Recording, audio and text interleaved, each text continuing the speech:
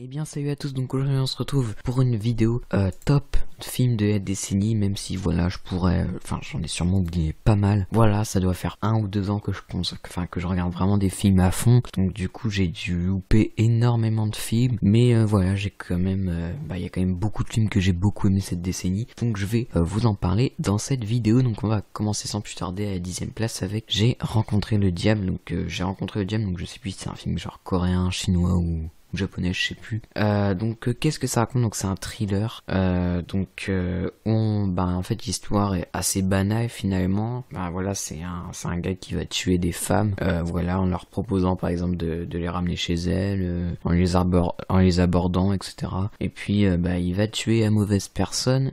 En général, il tue toujours la mauvaise personne, mais bref. Et du coup, le mari de cette dame va vouloir le tuer. Enfin, en tout cas, lui faire beaucoup de mal.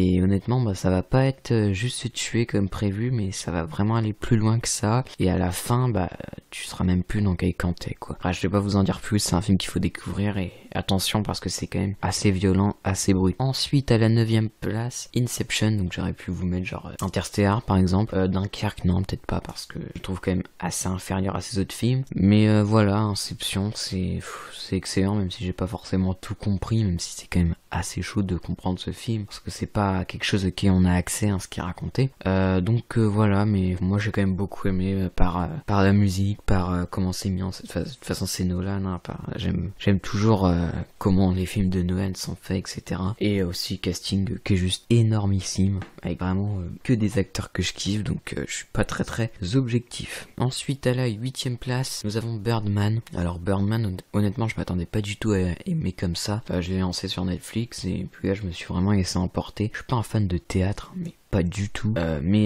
j'ai adoré, voilà, les plans séquences, c'est vraiment hyper bien mis en scène, et voilà, je sais pas trop quoi vous dire sur ce film, mais c'est excellent. C'est l'histoire d'un acteur qui est trop collé à la peau d'un ancien rôle, donc Birdman, donc qui a fait 3 films avec ce rôle-là, et donc il arrive pas trop à sortir de la peau de ce personnage, un peu comme par exemple Rocky, Rambo, tous ces par exemple Stallone, voilà. Sauf que là c'est Michael Keaton, et justement il y a aussi une grosse référence quand même à Batman. Et non, moi c'est un film que j'ai adoré également par la présence de Edward Norton et Emma Stone, que voilà, c'est vraiment des acteurs et actrices que j'adore. Et voilà, même des scènes que j'ai beaucoup aimées dans le film, quand il se retrouve enfermé dehors, là j'ai trouvé ça excellent. Il rentre, il improvise, et au final ça fait vraiment un bon truc. Bref, c'est un film que je vous conseille énormément. Ensuite en 7e place, Ennemi de Denis Villeneuve. Alors Denis Villeneuve, il faut que je vois d'autres de ses films. J'ai juste vu le premier contact de lui avec Ennemi. Il faut que je vois Incendies, Prisoners, etc. Mais Ennemi j'ai beaucoup aimé. Alors j'ai pas forcément adoré de ouf, voilà, quand j'ai vu le film, mais c'est plus après, quand j'ai cherché à plus comprendre le film, parce que quand tu vois une seule fois, il y a quand même des choses que tu comprends pas trop, en tout cas moi en tout cas que j'avais pas trop compris, en tout cas cette présence avec les araignées, etc. D'ailleurs la scène de fin m'a fait flipper de ouf, et du coup c'est un film qui est hyper intéressant après quand tu regardes, voilà, quand t'analyses un petit peu le film, etc. Donc voilà, c'est pour ça que je mets à cette place là. Je sais que c'est pas non plus un film qui a énormément plu, c'est un film qui a quand même pas mal divisé, mais je vous le conseille quand même. Ensuite en 6e place, nous avons It Follows.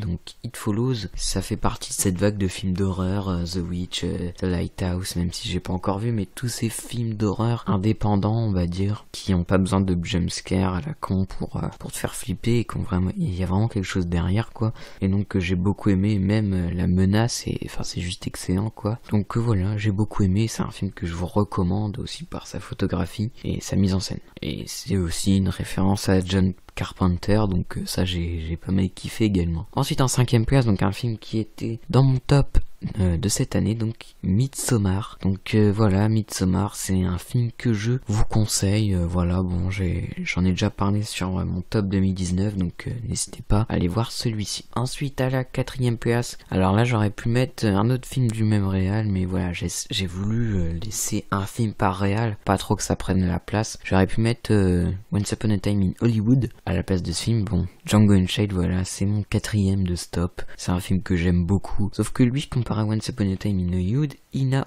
pour moi aucun défaut, mais je dis bien aucun défaut. Et oui, et c'est peut-être pour ça que, parce que sinon ces deux films je les aime autant l'un que l'autre, mais comme celui-ci a pas aucun défaut, bah, j'ai préféré, en tout cas pour moi, j'ai préféré mettre au-dessus. Voilà, pour moi c'est du western comme je les aime, avec ce côté décalé, et son casting, voilà on retrouve Leonardo DiCaprio, mais c'est même pas lui que j'aime le plus dans ce film. Moi j'adore Christophe Waltz honnêtement, et c'est lui que j'ai beaucoup aimé dans ce film. Mais ouais non, sinon c'est du Tarantino, et d'ailleurs faut que je fasse un top de ces films. Bon après je mentionne pas Les 8 salopards parce que ça fait clairement pas partie des films que j'ai. C'est sûrement l'un des Tarantino que j'aime le moins, même si c'est un très bon film, mais c'est un des Tarantino que j'aime le moins. Donc voilà, Django Unchained 4ème place. On passe ensuite à la 3ème place, Mad Max Fury Road. Un excellent film, voilà, j'ai pas vu les originaux, mais voilà, pareil que Birdman, j'ai lancé Netflix. Hop, Mad Max Fury Road. Je lance et je me suis pris une grosse claque. Les effets visuels, les scènes d'action. Certes, le scénario tient sur un post-it, mais c'est quand même excellent. Et honnêtement, bah l'action, tu t'en lasses pas et c'est vraiment hyper prenant. J'aurais adoré découvrir ce film en salle, donc il faut que je découvre le prochain en salle absolument. Donc voilà, Mad Max Fury Road. Ensuite, en 2ème place, un des films que j'ai mis cette année dans mon top, Parasite, voilà, de Bong Joon-ho, un de mes réals préférés. Et Parasite, c'est même carrément l'un de mes films préférés. J'ai adoré, déjà c'est mon film préféré de ce réal maintenant. Et c'est juste fou, les acteurs, enfin surtout le père de la famille pauvre là, que j'adore. Voilà, j'adore vraiment cet acteur. Mais c'est surtout voilà l'histoire, les plans, comment ils sont tous réfléchis, les métaphores, etc. dans ce film que j'ai beaucoup aimé. Bref, je pense que tout a déjà été dit sur ce film. Et voilà, peut-être que j'en ai dit plus sur ma vidéo top 2019, donc n'hésitez pas encore une fois à aller la voir. Et ensuite en première place, un film de Martin Scorsese. Ce n'est pas Hugo Cabret, ce n'est pas Shutter Island, ce n'est pas The Irishman, ce n'est pas Séance. Et oui, c'est Le Loup de Wall Street, voilà. C'est même pour moi l'un des meilleurs de Scorsese, même si ça serait vraiment très dur de dire quel est mon Scorsese préféré.